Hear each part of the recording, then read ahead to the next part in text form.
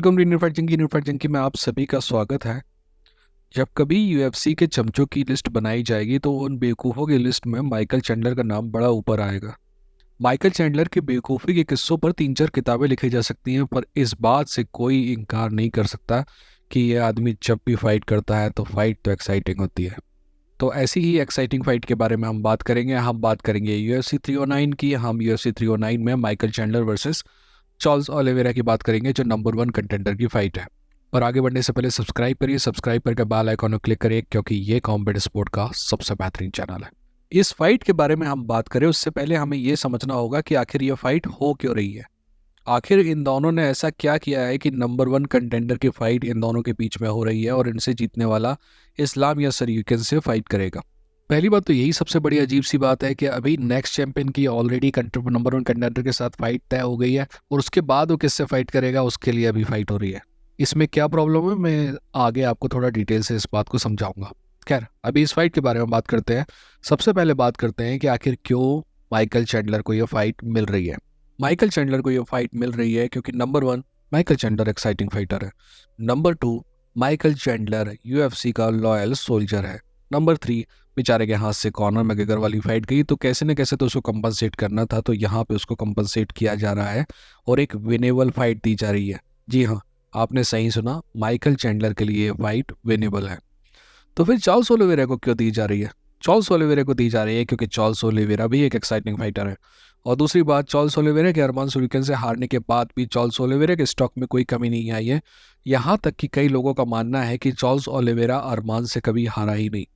और वो लोग जो मानते हैं कि चार्ल्स ओलिवेरा ने एक्चुअली अरमान सरूगन को हराया था पिछली फाइट में, उनमें से मैं भी एक हूँ। And to be honest, I believe that he had defended his title multiple times, so he already deserved rematch against Islam and he should get it. तो मुझे इस फाइट से कोई ज़्यादा प्रॉब्लम है नहीं। इस फाइट के बारे में बात करें उससे पहले दो क्वेश्चन जो मेरे सब दिमाग में बार बार घूम रहे हैं उनके बारे में बात कर लेते हैं। पहला सवाल तो ये है कि क्या माइकल चैंडलर हमेशा की तरह एक स्टूपिड पर्सन की तरह फाइट करेगा, एक जीरो आईक्यू फाइटर की तरह फाइट करेगा? तो कहीं ना कहीं इसका जवाब जो मुझे नज़र आता है कि नहीं, मेरे ख्याल से माइकल चैंडलर अपनी ज़िंदगी में एक आध दो बार ही सही पर स्मार्ट तरीके से फाइट करेगा।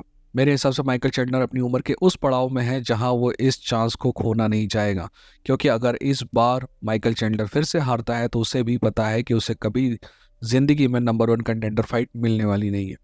सो he will fight like a stupid as always, but this time stupid will be little smarter. I hope you understand my point. दूसरा सवाल ना इससे भी ज़्यादा डिफिकल्ट है। दूसरा सवाल ये है कि इन दोनों में से कोई भी फाइटर जीतता है तो मान लिया कि हम नंबर 1 कंटेंडर है, पर वो एक्चुअली नंबर 1 कंटेंडर थोड़ी होगा, क्योंकि नंबर 1 कंटेंडर तो अरमान सरूगन है। अरमान सरूगन की फाइट जनवरी में होगी इस्लाम मखाचेव से। अगर जनवरी में फाइट होती है तो उसके बाद हमें 4 से 6 महीने का गैप देखना पड़ेगा नेक्स्ट फाइट के लिए। तो क्या ये दोनों फाइटर 4 से 6 महीने जनवरी के बाद रुकने को तैयार हैं? I find that very difficult. और चलिए एक और सिनारियो की बात कर लेते हैं इसी से जुड़ा हुआ। क्या होगा अगर इस्लाम मखाचेव को अरमान सरूगन हरा दे? ये डिफिकल्ट है, पर अगर मान लीजिए कि इस्लाम मखाचेव को अरमान सरूगन ने हरा दिया, तो आप सभी का मानना है, मेरा भी मानना है कि इस्लाम मखाचेव ने मल्टीपल टाइटल डिफेंस किए हैं तो वो रीमैच डिजर्व करता है। तो क्या इस्लाम मखाचेव को रीमैच मिलेगा या फिर इनमें से किसी को टाइटल शॉट मिलेगा? ये भी डिफिकल्ट है ना। तो ये है कि यूएफसी जो है हर फाइट को बड़ा बताने के लिए कभी उसमें इंटरिम टाइटल जोड़ देती है, कभी उसमें नंबर 1 कंटेंडर जोड़ देती है, और हम एक्साइटेड हो जाते हैं और चीज़ों को समझते नहीं है। खैर, एक्साइटेड तो हम हैं, तो इस फाइट के बारे में बात कर लेते हैं। सबसे पहले तो यही बात कर लेते हैं कि आखिर क्यों ये फाइट एक्साइटिंग है। दोस्त, ये फाइट एक्साइटिंग है सिंपली इसलिए क्योंकि अगर हम क्वेश्चन पूछें कि क्या चार्ल्स ओलिवेरा माइकल चैंडलर को हरा सकता है, बिल्कुल हरा सकता है। उसने साबित भी किया है पहले। क्या माइकल चैंडलर हरा सकता है चार्ल्स ओलिवेरा को? You bet your bottom dollars की he can defeat Charles Oliveira, and that's what makes this fight a very special fight. सबसे पहले स्ट्राइकिंग की बात कर लेते हैं। इस बात पे कोई शक और दो राय की बात नहीं है कि चार्ल्स ओलिवेरा माइकल चैंडलर से बेहतर स्ट्राइकर है। बट प्रॉब्लम यहाँ पे यह है कि चार्ल्स ओलिवेरा का वीक डिफेंस जो है थोड़ा सा वीक है, और माइकल चैंडलर जैसा पावरफुल आदमी उसको एक्सप्लॉइट कर सकता है। माइकल चैंडलर की जहाँ तक स्ट्राइकिंग की बात है, माइकल चैंडलर के पास क्लियर एडवांटेज है पावर का। माइकल चैंडलर के पास वन पंच नॉकआउट पावर है। कुछ हद तक चार्ल्स ओलिवेरा के पास भी वो है, पर माइकल चैंडलर के लेवल का नहीं है। दूसरा, माइकल चैंडलर के पास ईडियट एडवांटेज है। ईडियट एडवांटेज बोले तो माइकल चैंडलर बिना किसी डिफेंस के रैकलेस तरीके से आगे बढ़ सकता है, और हमें पता है कि चार्ल्स ओलिवेरा वो मौके देता है जब उसकी स्ट्राइकिंग को एक्सप्लॉइट किया जा सकता है। तो ये इंडियन एडवांटेज जो है एक्चुअली बहुत बड़ा एडवांटेज है, जो माइकल चैंडलर को फाइट जीतने में सहायक हो सकता है। जहाँ तक ग्राउंड की बात है, मेरा पर्सनली मानना है कि ये ग्राउंड में दोनों फाइटर बराबर पावरफुल हैं। 50-50 फाइट है ये ग्राउंड में भी।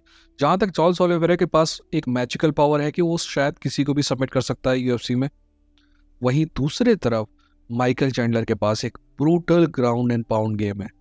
वही एक बात और है जो इंपॉर्टेंट है, जो मैं पहले भी आपसे बात कर चुका हूँ, कि चार्ल्स ओलिवेरा के पास एक सुपर पावर है।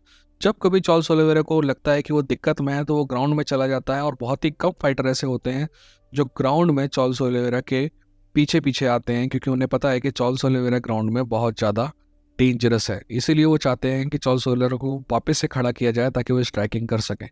बट माइकल चैंडलर वो आदमी है जो चार्ल्स ओलिवेरा के पीछे पीछे ग्राउंड में जाएगा, और मेरा मानना है कि ब्रूटल ग्राउंड एंड पाउंड करेगा।